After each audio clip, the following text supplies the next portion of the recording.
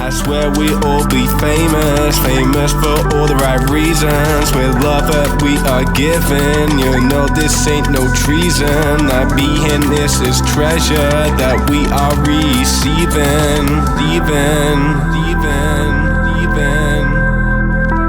I swear we all be famous, famous for all the right reasons. Being this is treasure that we are receiving. Habits are a big part of who we are. What we do habitually makes up much of what we do entirely. In fact, it's estimated that up to 70% of our waking behavior is made up of habitual behavior. People are highly variable, and if you can't form one habit easily, it doesn't mean that you can't form other habits easily. It takes 21 days to form a habit.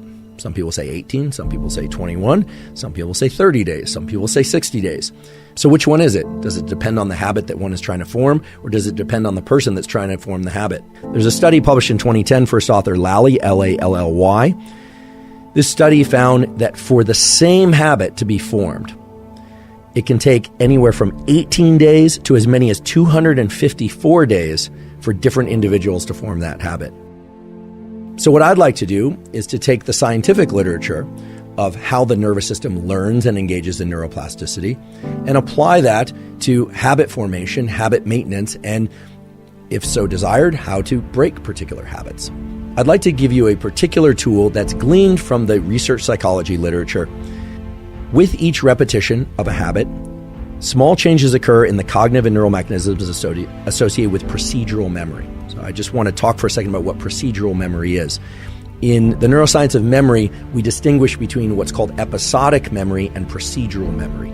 Episodic memory is a recall of a particular set of events that happened, whereas procedural memory is holding in mind the specific sequence of things that need to happen in order for a particular outcome to occur. So think of it like a recipe or a protocol. Or if for the sake of exercise, it's like sets and reps, or a particular course that you're going to run or cycle, or the number of laps you're going to swim and how you're going to perform it. It's very clear that for anyone trying to adopt new habits, getting into the mindset of procedural memory is very useful for overcoming that barrier that we call limbic friction. How do you do that? Well, a simple visualization exercise, or it doesn't even have to be done eyes closed. Oftentimes we hear visualization exercise. You think about sitting in the lotus position, eyes closed, and trying really hard to visualize something. It doesn't need to be anything like that. It can simply be, if you are deciding to adopt a new habit, to just think about the very specific sequence of steps that's required to execute that habit. And I'll use a trivial example, but this could be applied to anything. Let's say I want to get into the habit of making myself or someone else in my household a cup of espresso every morning. I would actually think through each of those steps. Walk into the kitchen, turn on the espresso machine, draw the espresso, walking through each of those steps from start to finish. And turns out just that simple mental exercise done once can shift people toward a much higher likelihood of performing that habit regularly, not just the first time, but as they continue out into the days and weeks that follow. So that's remarkable to me, and the literature is really robust. So now I'd like to discuss a second and what I think is perhaps the most powerful tool for being able to acquire and stick to new habits. The tool that I'm referring to is something called task bracketing. And the neural circuits associated with task bracketing are basically the neural circuits that are going to allow you to learn any new type of habit or break any habit that you'd like to break. We have in our brain a set of neural circuits that fall under the umbrella term of the basal ganglia. The basal ganglia are involved in action execution, meaning doing certain things, and action suppression, not doing certain things. In the experimental realm, these are referred to as go, meaning do, or no-go, don't do certain things. And some of us fall more into the category of we find it very easy to do certain things, but harder to not do other things. Some people have a lot of no-go type circuits that are very robust, and they have a lot of behavioral constraint, but they have a harder time getting into action. And some people have a perfect balance of both, but I've never met one of those people. Task bracketing involves a particular set of neural circuits within the basal ganglia. We have particular circuits in our brain that are devoted to framing the events that happen just before and as we initiate a habit, and just after and as we terminate a habit. In other words, it acts as a sort of marker for the habit execution, but not the execution of the habit per se. Now, this is very important because task bracketing is what underlies whether or not a habit will be context dependent or not, whether or not it will be strong and likely to occur even if we didn't get a good night's sleep the night before, even if we're feeling distracted, even if we are not feeling like doing something emotionally, or if we are, completely overwhelmed by other events. If the neural circuits for task bracketing are deeply embedded in us, meaning they are very robust around a particular habit, well, then it's likely that we're going to go out for that zone 2 cardio no matter what, that we're going to brush our teeth no matter what. In fact, brushing our teeth is a pretty good example because for most people, even if you got a terrible night's sleep, even if everything in your life is going wrong, chances are, unless you're very depressed, if you're going to leave to work, or even if you're not, that you're going to still carry out the behavior of brushing your teeth in the morning. I would hope so, actually. But you are probably less likely to perform particular habits that are not what you deem as necessary. But if you think about it, brushing your teeth, exercise, eating particular foods, maybe engaging socially in particular ways, you are the one that places any kind of value assessment on which ones are essential and which ones are negotiable. So task bracketing sets a neural imprint, a kind of a fingerprint in your brain of this thing has to happen at this particular time of day, so much so that it's reflexive. While it is important to think about the sequence of events that would be required in order to engage in that behavior, that procedural memory visualization exercise we talked about before, that will help. There is a way also that you can orient your nervous system toward this task bracketing process so that your nervous system is shifted or oriented towards the execution of a given habit. So this is sort of like warming up your body to exercise. When the dorsolateral striatum is engaged, your body and your brain are primed to execute a habit, and then you get to consciously insert which habit you want to perform.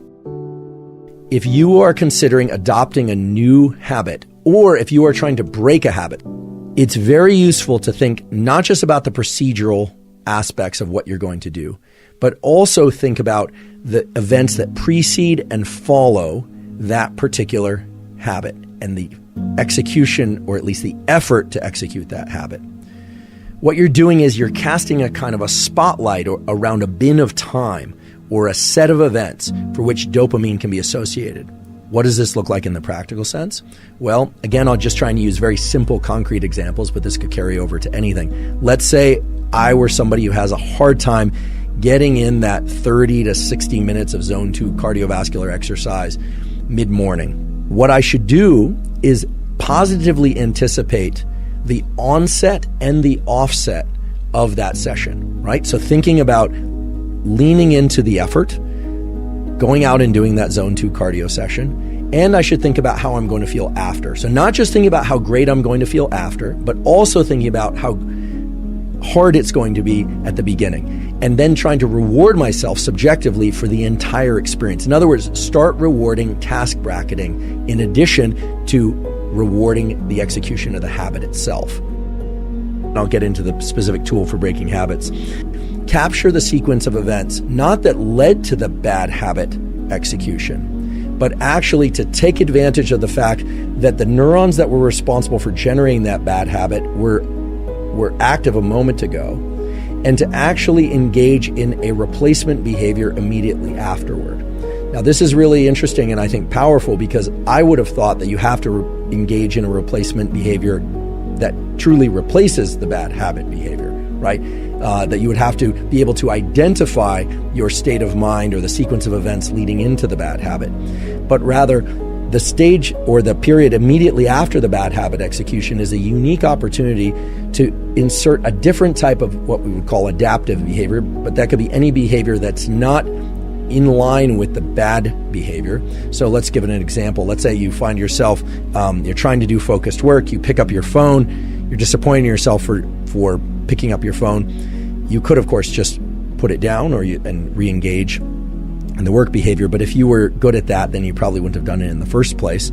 And so what turns out to be very effective is to go engage in some other positive habit. Now, this has two major effects. The first one is you start to link in time the execution of a bad behavior to this other good behavior. And in doing so, you start to recruit other neural circuits, other neurons that can start to somewhat dismantle the sequence of firing associated with the bad behavior. In other words, you start to create a kind of a double habit that starts with a bad habit and then ends with a good habit. And that seems to create enough of a temporal mismatch so that then recognizing when you're heading toward the bad habit becomes more apparent to you. So again, I want to make this very, very concrete. Let's say that the behavior is reflexively picking up one's phone. You do that, you think, oh goodness, I did it again. Here's what I'm going to do. You would set that down and then you would engage in some other positive behavior that you've deemed positive. And here it's very subjective, so it's hard for me to give an example that will necessarily make sense to everybody. But perhaps you're working on hydration, so maybe you go have a glass of water. Maybe you are trying to do breath work or something. Maybe you are trying to enhance your language speaking skills, and so you go and you spend 5 minutes doing a particular type of language learning. You literally exit whatever you are doing and perform that other new positive habit in the immediate period right after that, even for a short period of time.